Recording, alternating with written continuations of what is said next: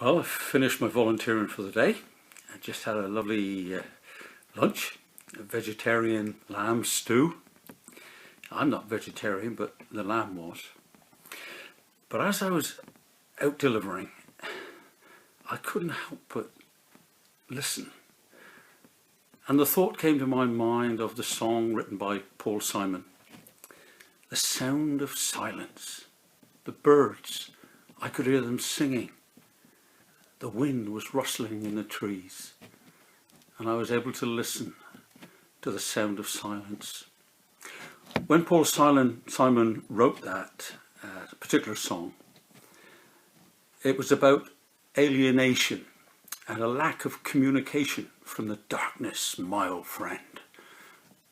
Onward, it carries that theme and loneliness along.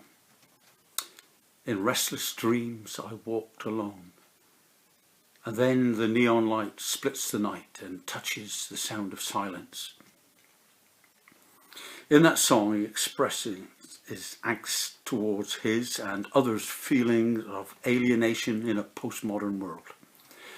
Part of this alienation is viewed as a result of our inability to communicate effectively with one another, combined of course with our ready acceptance of thought and opinion as provided by mass media.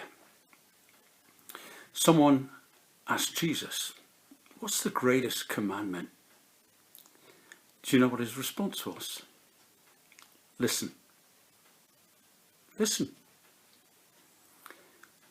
You shall love the Lord your God with all your heart, with all your strength, with all your soul, and with all your might. Love God. That's the greatest commandment. And through this period of silence from our everyday clamour, we have a chance to listen. Listen to each other. Listen to the birds and to God. As he speaks through his word, the Bible, as he speaks through nature, through creation itself, the heavens declare the glory of God, and the firmament, the earth, shows his handiwork. But Jesus didn't actually stop there. He went a step further and he said, love your neighbour as yourself. Love your neighbour. And someone asked him, well, who is my neighbour? Well, you might have thought he would have said, well, it's your best friend, your workmate, maybe the person next door. Fair enough. But no. He told the story of a Samaritan. You know, the Samaritans didn't have any dealings with the Jews at all. They didn't mix with them. And he told the story of how this Jewish man was mugged, left by the roadside, bleeding. And some good, righteous people came along. And for whatever reason, they didn't help him. Maybe they didn't want to get their hands dirty. Maybe they were afraid they were going to get mugged themselves.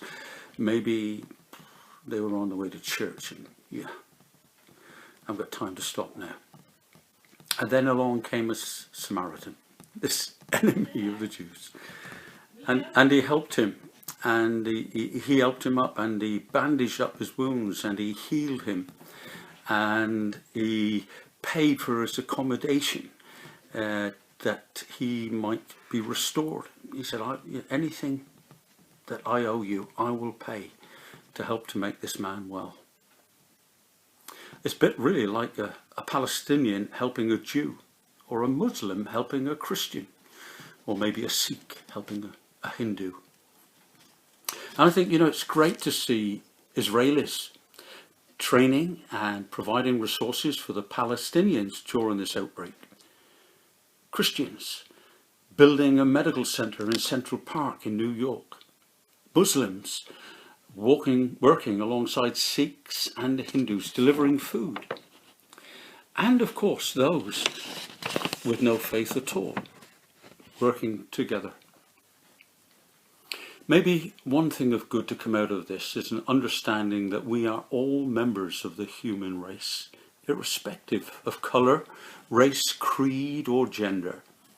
And we need to love each other.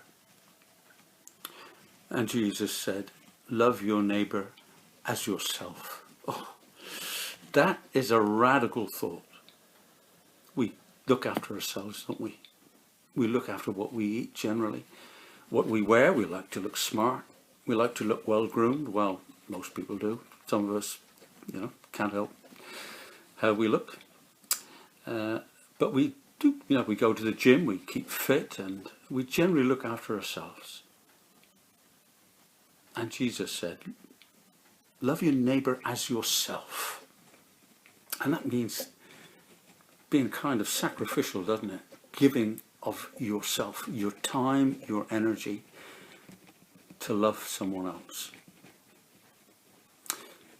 So let's take this opportunity to listen through the silence to the needs of others. Bless you.